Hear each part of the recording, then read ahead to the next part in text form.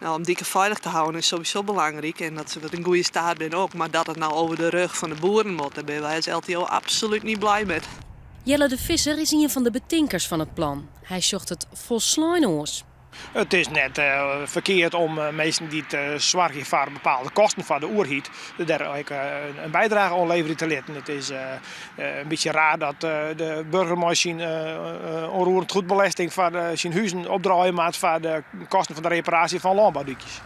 De LTO vindt dat met deze belasting de kosten te bot bij de boeren komen te liggen. Het is wel een sector die de afgelopen jaren ook in crisis stiet voor een heel soort export, werkgelegenheid, geld voor de staatkast zorgt. Als het juist een werkgelegenheid zie je alleen maar even bij Heerenveen wat daar uit de grond staan wordt. Dat men echt keiharde arbeidsplaatsen. Daarmee draagt de sector aardig bij aan de Nederlandse staat. Dus er mag wel wat tegenover staan.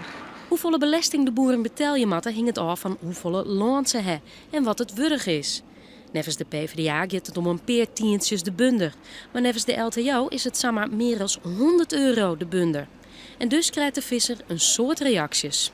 Ik heb een aantal boze mails van mensen uit de agrarische sector ontvangen inmiddels.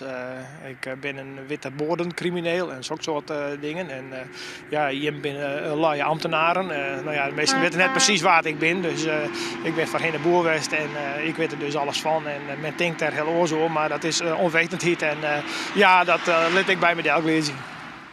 De belasting kan er pas komen als er in Den Haag een nieuwe wet van maken wordt. Of dat slaget is de vraag. De PvdA Tweede Kamerleden binnen heel veel omhouden door de plannen. Sander de Rauwe van het CDA is er poer op zin.